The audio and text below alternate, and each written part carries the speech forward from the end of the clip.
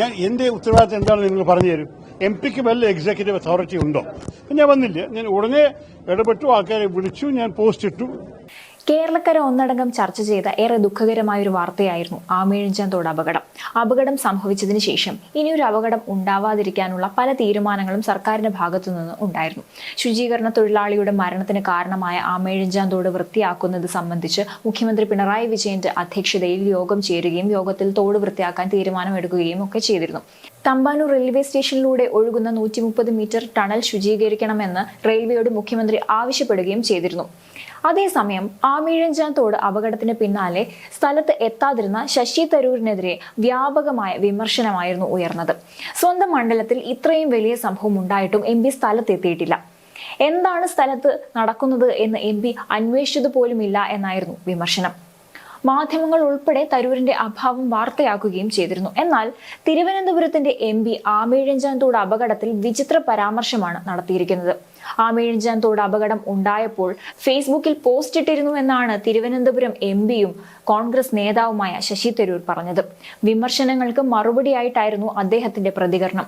വെറുതെ അവിടെ വന്ന് ഷോ കാണിച്ചിട്ട് കാര്യമില്ലെന്നും തരൂർ പറഞ്ഞു. മാധ്യമങ്ങളോടായിരുന്നു അദ്ദേഹത്തിന്റെ പരാമർശം.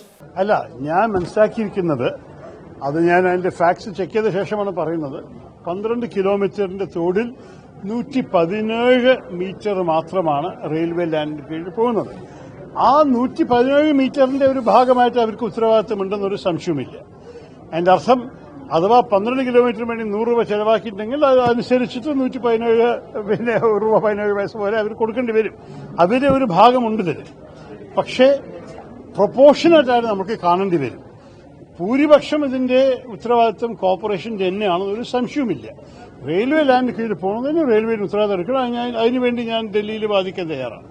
അത് എനിക്കറിയില്ല. കാരണം ഈ വിഷയത്തിൽ ഞാൻ മനസ്സിലാക്കിയിരിക്കുന്നത്, പിന്നെ ഈ തോട്, നമ്മുടെ നഗരത്തിലുള്ള തോട്, നഗരത്തിന്റെ ജീവിതത്തെ നന്നാക്കാൻ വേണ്ടി ഒരു പ്രവർത്തനം കോർപ്പറേഷന്റെ ഉത്തരവാദിത്തം തന്നെയാണ്.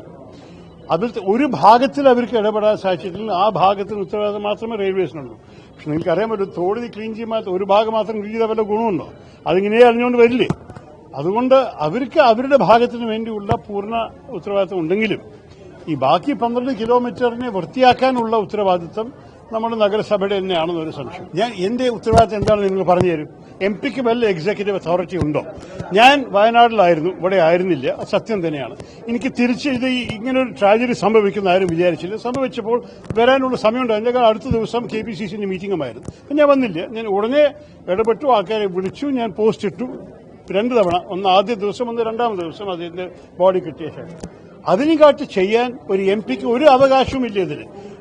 ഈ കാര്യത്തിൽ നിങ്ങൾ പറയൂ, വേറെ എന്താണ് എന്റെ എം പിയുടെ ഉത്തരവാദിത്തം?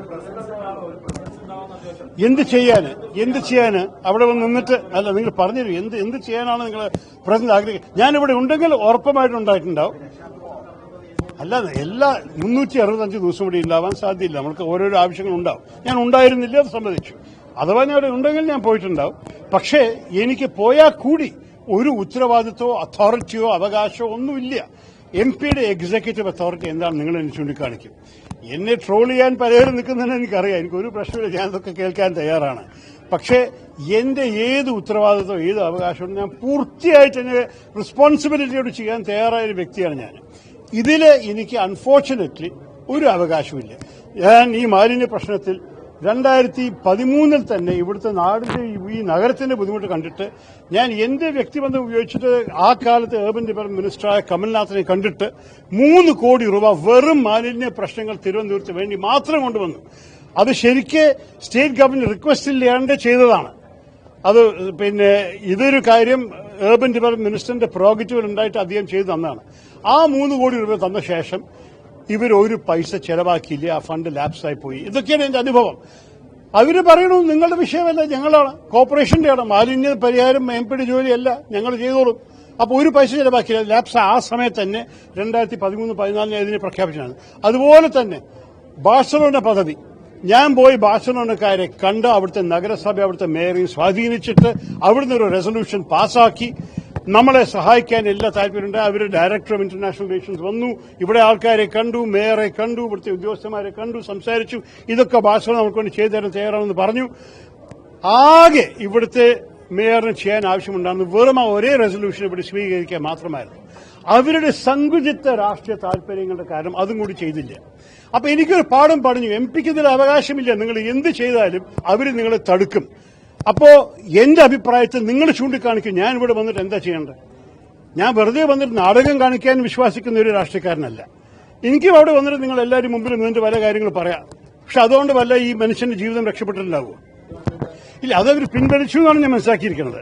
അത് വലിയ, എനിക്ക് എന്റെ അഭിപ്രായത്തിൽ അത് വലിയ ബുദ്ധിയൊന്നും ഉള്ളൊരു ഒരു തീരുമാനമാണ്. എല്ലാ സംസ്ഥാനങ്ങളും ചെയ്തു കഴിഞ്ഞാൽ ഒന്നാം കാര്യം അത് ഭരണഘടന വിരുദ്ധമാണ്.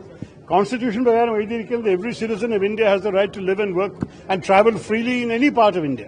അപ്പൊ അങ്ങനെ ഒരു സ്ഥിതിയിൽ എങ്ങനെയാണ് ഇങ്ങനെ ഒരു കാര്യം ചെയ്യുന്നതിന് ചോദ്യമുണ്ട്. ഹരിയാന ഇതുപോലെ ചെയ്യാൻ ശ്രമിച്ചപ്പോൾ, നമ്മുടെ സർക്കാരല്ല മറ്റേ സർക്കാർ ചെയ്യാൻ ശ്രമിച്ചപ്പോൾ സുപ്രീം കോടതി അതിനെ തള്ളിക്കഴിഞ്ഞു. അപ്പൊ എനിക്ക് അറിയില്ല കർണാടക എന്തിന്റെ അടിസ്ഥാനത്തിൽ അങ്ങനെ ചിന്തിച്ചതാണ്. പക്ഷെ ഇത് ചിന്തിച്ചിട്ട് ശേഷം അവരത് പിൻവലിച്ചതിന് ഞാൻ തപ്പുകൊട്ടുന്നു. ഇതൊരു ബുദ്ധിയില്ലാത്തൊരു കാര്യമാണ്. നമ്മൾക്ക് തന്നെ അറിയാം, പല സംസ്ഥാനങ്ങളുടെ ജനങ്ങൾ ആ സംസ്ഥാനത്തിൽ പ്രവർത്തിക്കുന്നുണ്ട്.